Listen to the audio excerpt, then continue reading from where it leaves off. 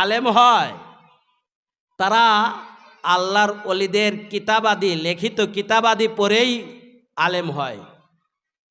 মাদ্রাসায় যে সিলেবাসগুলো আছে পাঠ্যসূচি কিতাব আদি এর কোনো একটা কিতাবও আল্লাহর ওলিদের লেখা ব্যতীত নাই, ঠিক কিনা বলেন? মাদ্রাসার হাক্কানি উলামা একরাম পীর মাশায়েখ বিরোধী না।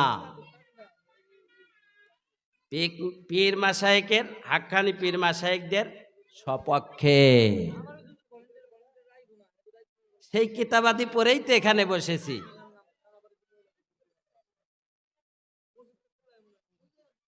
हर के ओरा मारिफत हासिल नशुद हिच बा मकसूद खुद आसल नशुद। हर के ओरा मारिफत हासिल नशुद हिच बा मकसूद खुद आसल नशुद। मारिफत हासिल कुन ऐ जन पे दर मारिफत हासिल कुन आए जन पे दर ताबयाबी अस खुदाए खुद खबर। मारिफत हासिल कुन आए जन पे दर ताबयाबी अस खुदाए खुद खबर।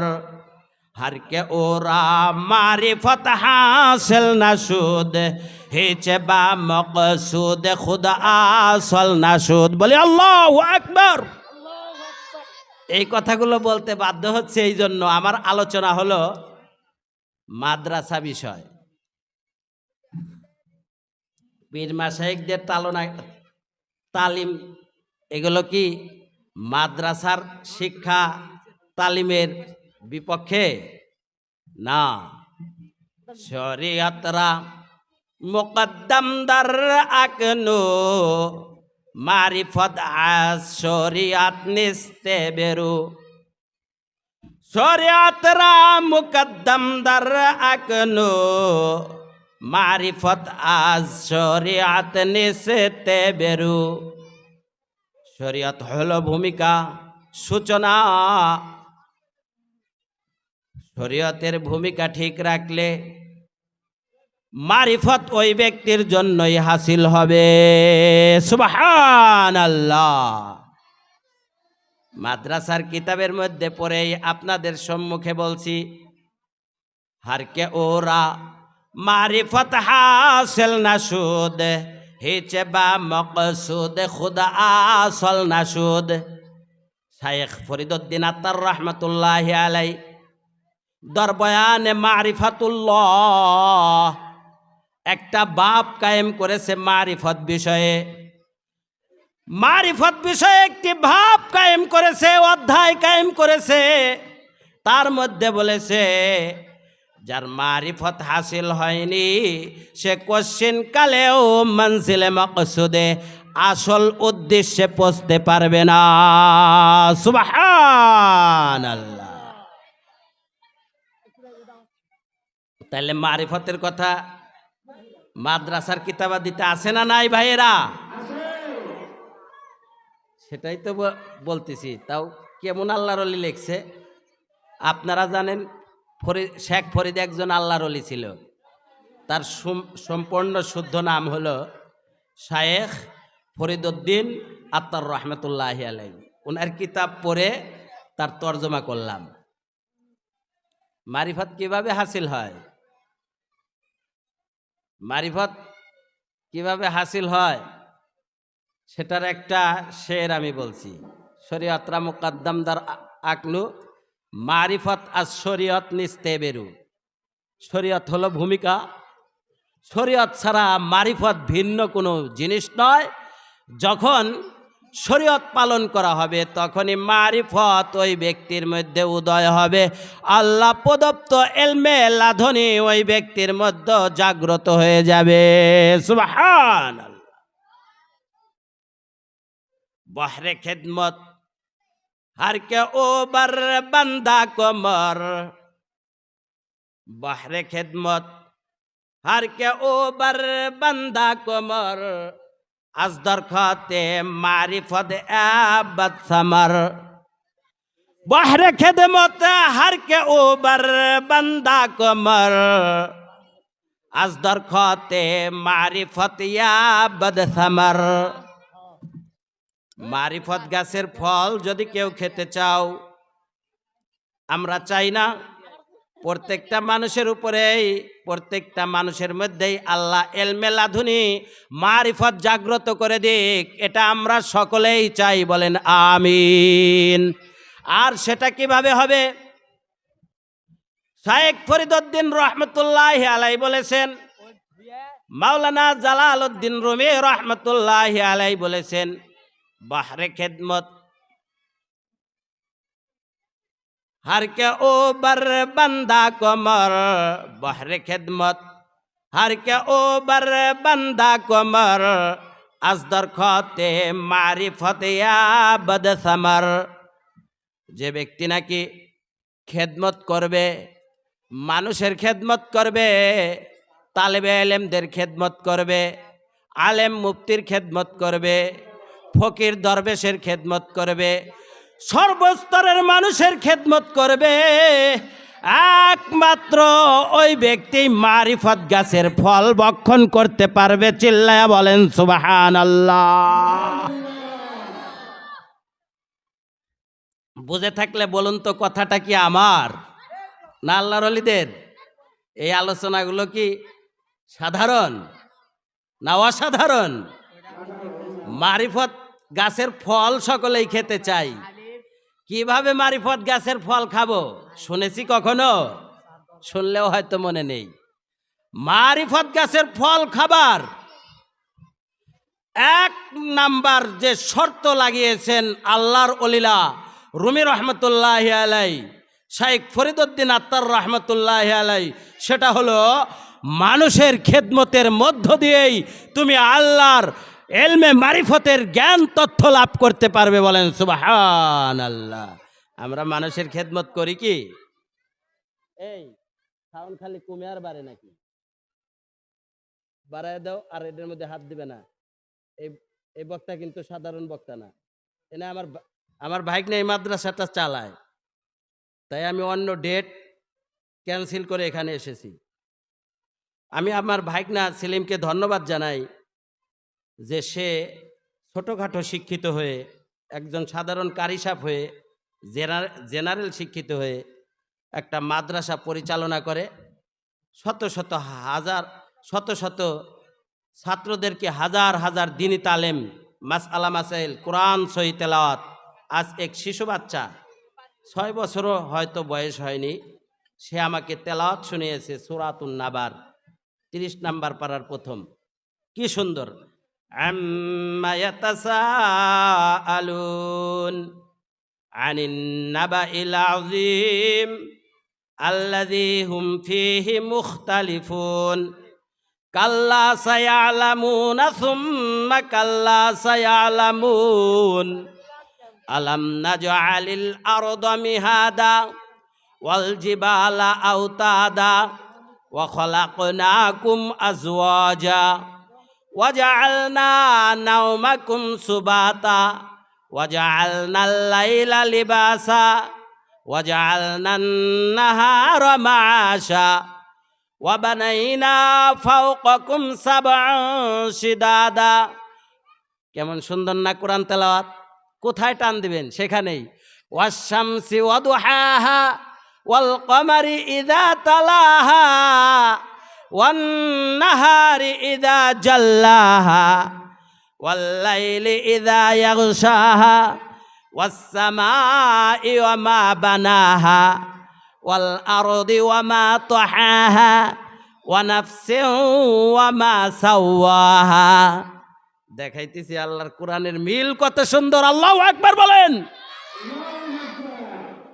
দুনিয়ার কোনো কবিতা যদি কবিতা লেখে, মিল করে লেখে, একবার দুইবার তিনবার পড়লে আর সেটা ভালো লাগে না।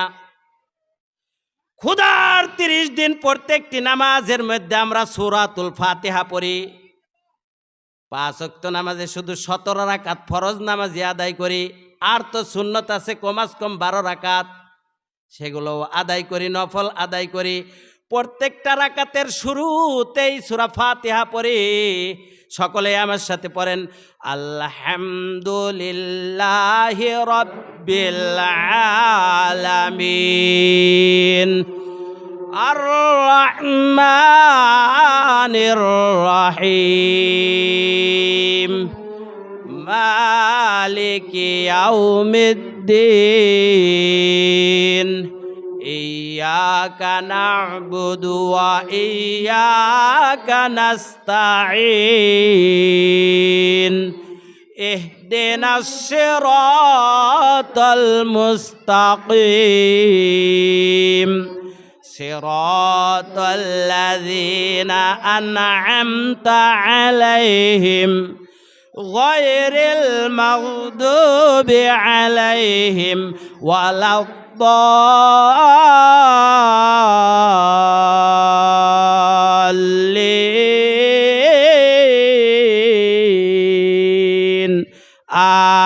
আমিন। কি সুন্দর সূরা ফাতিহা, মিল না? কখনো কি জীবনের শুরু থেকে যখন নামাজ শিখেছি 4 বছর কাল থেকে, তখন থেকেই পাঠ করি। কোনোদিনও কি বিরক্ত বোধ হচ্ছে? বিরক্ত বোধ কখনো হয়নি। কারণ কি, কোরআন যেখানে তেলাওয়াত হবে, কোরআন পড়নেওয়ালা যেই ঘরে কোরআন তেলাওয়াত করবে, সেই ঘরে আল্লাহর রহমত নাজিল হয়। বলেন সুবহানাল্লাহ। সেই ব্যক্তির উপরে আল্লাহর রহমত নাজিল হয়, সেই ঘরে আল্লাহর রহমত নাজিল হয়। ওই ঘর থেকে বদাত্মা জিন শয়তান দূরীভূত হয়ে যায়। ওই ঘরে আল্লাহর রহমতের ফেরেশতা প্রবেশ করে। ওই ঘরটার মধ্যে শান্তি শান্তি, ওই ঘরে রোগ ব্যাধি থাকে না। ওই ঘরকে নজরদারি করে আল্লাহর খাস রহমতের দৃষ্টি। বলেন সুবহানাল্লাহ।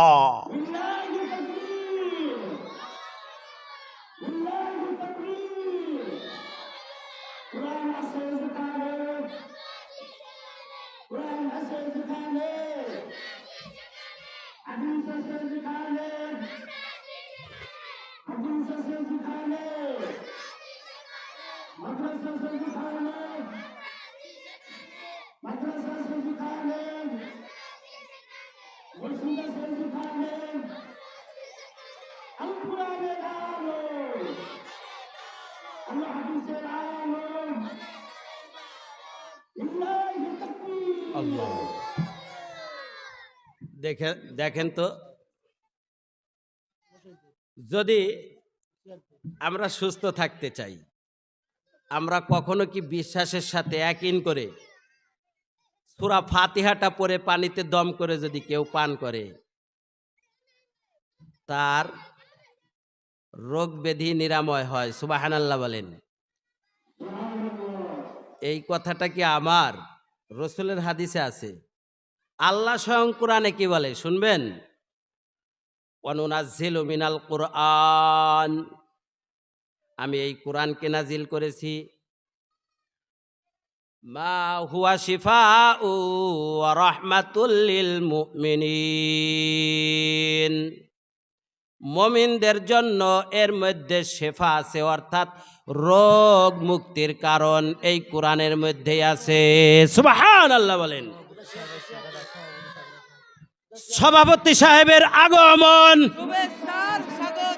নারায়ে তাকবীর। এইমাত্র আমাদের অত্র মাহফিলের সভাপতি সাহেব মঞ্চে উপবিষ্ট হয়েছেন, তাকে আমরা সকলেই তাকবীরের মধ্য দিয়ে ধন্যবাদ জানিয়েছি। আল্লাহ তাকে হায়াতে তয়্যিবা নসিব করুক, সকলেই বলি আমিন। মা ও বোনেরা, পর্দার মধ্যে বসে পড়ুন, শোরগোল করবেন না। এখানে আজকে ওয়াজ হবে, ভালো কিছু কথা হবে। দেখেন, আমার ওয়াজ আপনাদের কাছে একটু অবিচ্ছেদ্য এলোমেলো মনে বোধ হচ্ছে। আমি করতে সেটা বাধ্য হলো, এই জন্য মজলিসের সামনে লোক দেখছি না এবং চতুর্পাশেই শোর গোল হচ্ছে। এর জন্য মজলিসের কিছু আদব বললাম। মজলিসের আদবের মধ্যে এটিও একটি, জরুরতকে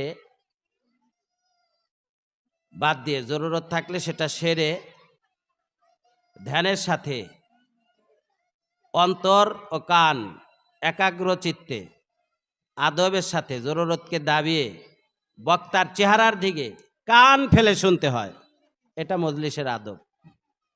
তাহলে কুরআনুল কারীমের মধ্যে যে বলেছেন শিফাউ ওয়া রাহমাতুল লিল মুমিনিন, আমি যে কোরআন নাজিল করেছি, অনুনাজ্জিলু মিনাল কুরআন শিফাউ ওয়া রাহমাতুল লিল মুমিনিন, এই কোরআনের মধ্যে মুমিনদের জন্য শিফা আছে। সেই শিফা কি?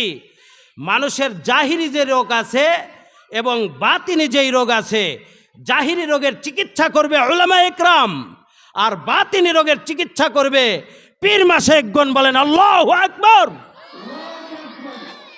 অন্তরাত্মার রোগ, অন্তরাত্মার রোগ সম্বন্ধে প্রধান বক্তা বলবে, আমার সেটা আলোচনা না, কিন্তু সেই সম্বন্ধে এক আধটা কথা বলেছি যে মারিফত কিভাবে হাসিল হবে, মানুষের খেদমতের মধ্য দিয়ে। আশরাফুল মাখলুকাত মানুষ, নাকি বলেন? মানুষের খেদমতের মধ্য দিয়ে। খেদমত কেমন জিনিস? तमन्ना दर दिल की है तो कर खिदमत फकीरों की, तमन्ना दर दिल की है तो कर खिदमत उलमाओं की, नहीं मिलता है गौहर बादशाहू के खजाने में, तमन्ना दर दिल की है तू कर खिदमत फकीरों की, नहीं मिलता है गौहर बादशाहू के खजाना में। बोलें अल्लाहु আকবার। তুমি যখন নাকি খেদমত করবে, ফকির মানুষের খেদমত করবে, আলিম মানুষের খেদমত করবে, সর্বস্তরের মানুষের খেদমত করবে। আজ এখানে আপনাদের কাছে একটাই মাত্র আমি খেদমত চাই আলেমদের পক্ষ থেকে, সেটা হলো নীরবতা অবলম্বন করে মজলিসের সামিয়ানার নিচে এসে বসে পড়বেন। এই খেদমতটুকু এলাকাবাসীর কাছে আমি চাই। রাজি আছেন তো? যদি এই খেদমত করেন তাহলে শায়ের কি বলেছেন, পৃথিবীর রাজা বাদশাদের তেজারিতে যদি তুমি যাও, অর্থাৎ ধন ভাণ্ডার, তেজারি মানে কি? রাজা বাদশাদের ধন ভাণ্ডার যেখানে রাখা আছে, সেখান থেকে তুমি এখান থেকে যা পাবে তুমি কোনো বিশ্বের সেরা রাজা বাদশার ধন ভাণ্ডার থেকে তা লাভ করতে পারবে না। অর্থাৎ খেদমতের দ্বারা আল্লাহ তোমাকে এমন দৌলত দিবে, এমন জিনিস দিবে, তোমার এহকাল পরকাল ধন্য হয়ে যাবে। সুবহানাল্লাহ।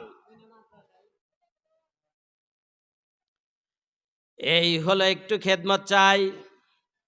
মানুষ আজ আমরা শান্তি শুধু খুঁজি, মনে করি শান্তি বুঝি টাকা পয়সার মধ্যে, শান্তি বুঝি আমাদের বেশি ধন সম্পদের মধ্যে। আসলে ভাই শান্তিটা এমন একটি জিনিস, শান্তি পাবার জন্য একমাত্র আল্লাহর হুকুম রসুলের তরিকার মধ্যেই হলো শান্তি নিহিত। আর এই শান্তির বার্তা, শান্তির বাণী, শান্তির দিক নির্দেশনা আল্লাহ রাব্বুল আলামিন যে কোরআনে বলেছেন, তার তরিকা যে রসুল বলেছেন, সেই আলোচনাই এখানে একমাত্র হয়। সুবহানাল্লাহ। তাহলে বলতেছিলাম যে দেখুন যে এই কোরআনটা আল্লাহ নাজিল করেছেন, এই কোরআনের মধ্যে বলেছেন মানুষের জাহিরি রোগ হয়, প্রকাশ্যে রোগ, জ্বর হয়, ফোট হয়, বিভিন্ন ধরনের অপারেশন করতে হয়, অর্থাৎ বাহ্যিক যে রোগ ব্যাধি হয় ডাক্তারের কাছে গিয়ে নিরাময় করতে হয়। এই কোরআনের মধ্যে সেই রোগের চিকিৎসাও আছে। এই কোরআনের মধ্যে ইউজাক্কিহিম ওয়া ইউজাক্কিহিম ওয়া ইউজাক্কিহিম ফেলের মফউল থাকে, আর সেই মফউল হলো শায়েখগণ, পীর মুর্শিদগণ, আর সেই শায়েখরা হলো একমাত্র মানুষের রুহানি আত্মার ইলমে মারিফতের দিক নির্দেশনা দেয়। সুবহানাল্লাহ। আলেমরা পীর মাশায়েখ বিরোধী না, তবে সেটার প্রাথমিক শিক্ষাই হলো কি? প্রথম যে শিক্ষাটা সেটা হেরা গুহায় থেকে শুরু হয়েছে, আর সেটা রসুলের মধ্য দিয়ে যেমন শুরু হয়েছে, ইকরা বিসমি রাব্বিকাল্লাযী খলাক, পড়ুন আপনার প্রভুর নামে যিনি সৃষ্টি করেছেন, খলাকাস সামাওয়াতি ওয়াল আরদ, আসমান এবং জমিন, নবমণ্ডল ভূমণ্ডল সব কিছু সৃষ্টি কে করেছেন? চিল্লায়া বলেন, কে সৃষ্টি করেছেন? সেই আল্লাহকে দিল থেকে একটু স্মরণ করেন, কবরের কথা স্মরণ করে আল্লাহ আল্লাহ একটু জিকির মোহাব্বতে করেন, আল্লাহ আল্লাহ আল্লাহ আল্লাহ আল্লাহ আল্লাহ, জোরসে বলেন আল্লাহ আল্লাহ আল্লাহ।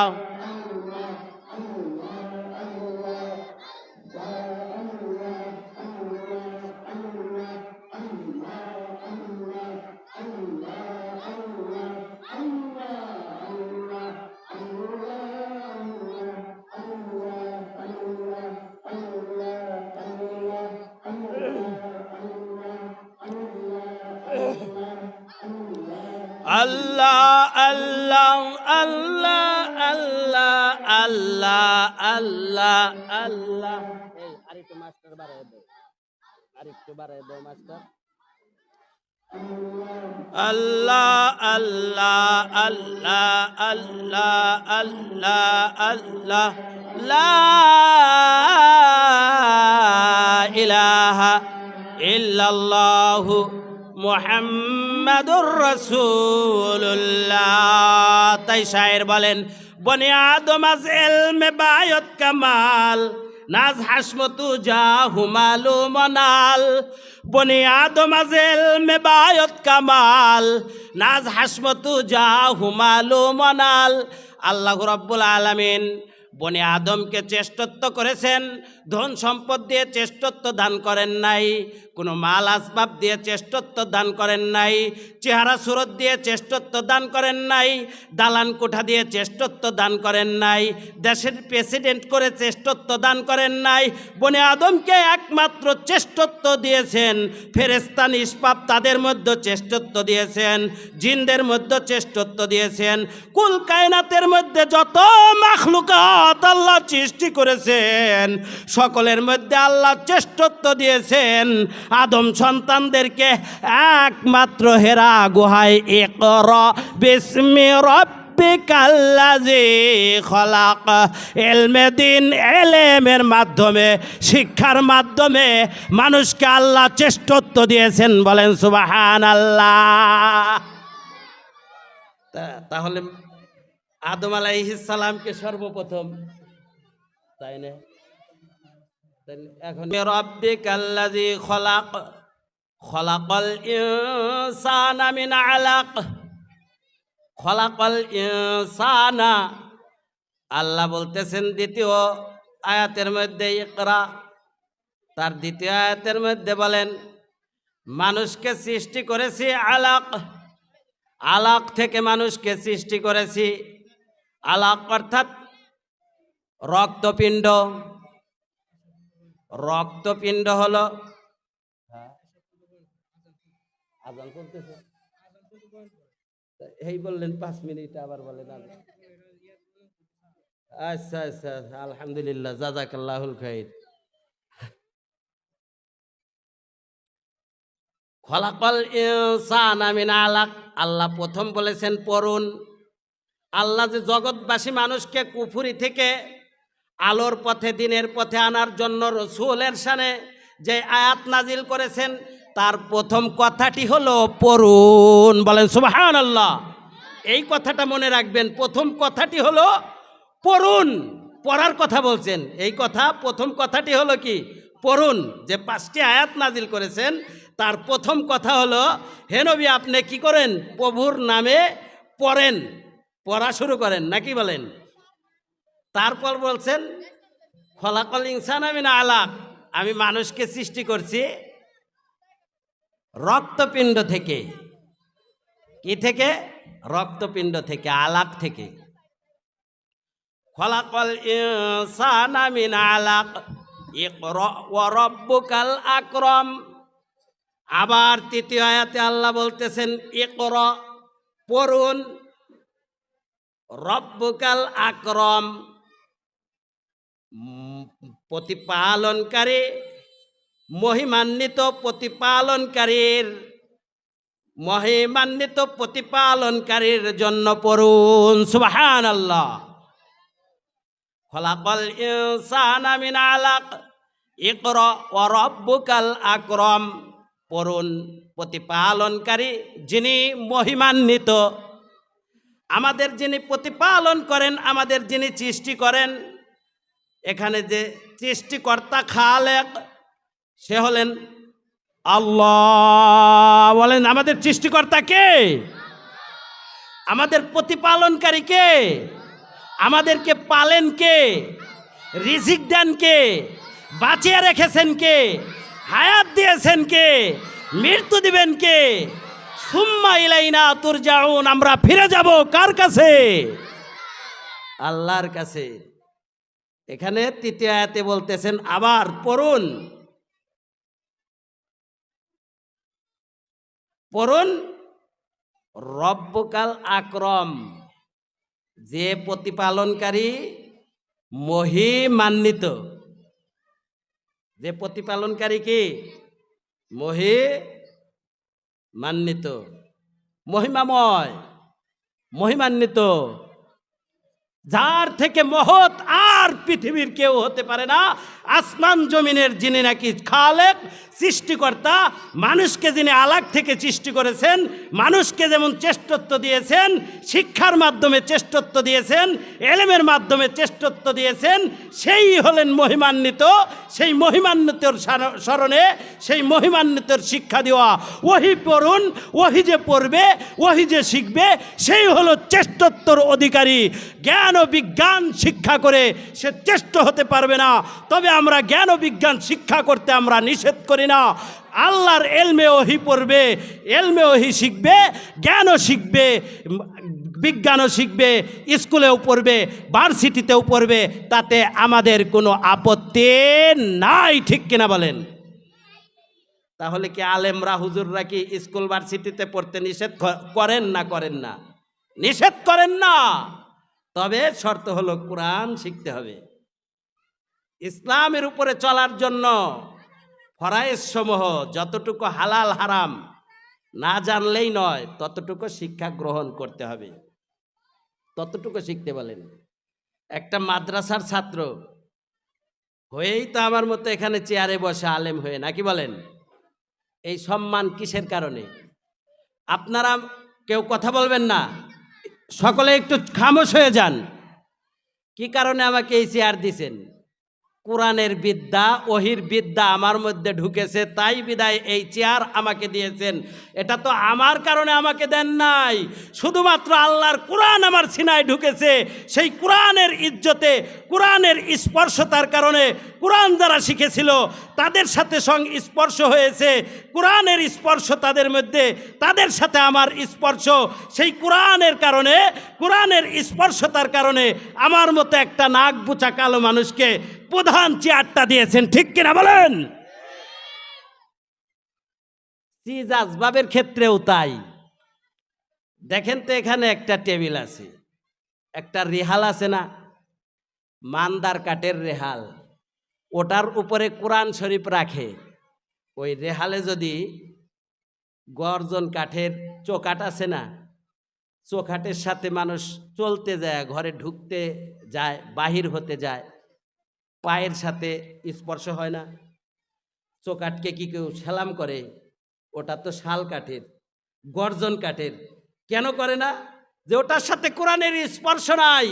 ওই মান্দার কাঠ সব থেকে কম দামি কাঠ, ওই কাঠের সাথে কোরআনের স্পর্শ হয়েছে। ওই তেনার সাথে গিলাপ হয়েছে, কোরআনের গিলাপ হয়েছে। আর এক তেনা পেতে বিছিয়ে বসেছেন, ওটার সাথে পা স্পর্শ হলে সালাম করেন না, ওই চোকাটকে সালাম করেন না। কেন? কোরআনের স্পর্শ লাগেনি। আর ওটাকে কেন সালাম করেন? কোরআনের সাথে স্পর্শ হয়েছে। তাই বেধায় একটা মান্দার কাঠ, সাধারণ একটা কাঠ, কেরাসিন কাঠ, ওই কাঠটার মর্তবা বেশি হয়ে গেছে শ্রেষ্ঠ আশরাফুল মাখলুকাতের কাছে। ওটার মধ্যে একটু যদি পা লেগে যায় সালাম করি। ঠিক কিনা বলেন? তেনা তো কতই আছে, কাপড়, অনেক কাপড় তো আমরা পরিও, পায়েও তেনা পড়ছি নাকি বলেন, কাপড় পরছি, এটা তো পায়েই দিয়ে রাখছি। কিন্তু যেটা নাকি কোরআন শরীফের গিলাফ হয়েছে, কোরআন শরীফের সাথে সংস্পর্শ হয়েছে, এটা একটা চিজ আসবাব, কোরআনের সাথে স্পর্শ হওয়ার কারণে ওটার মূল্য এত বেড়ে গেছে। আশরাফুল মাখলুকাত মানুষ, সৃষ্টির সেরা মানুষ, সেই মানুষের পায়ে লেগেছে বিধায় ওই কাপড়টাকেও আমরা উঠিয়ে চুমো দেই, সালাম করি, ঠিক কিনা বলেন?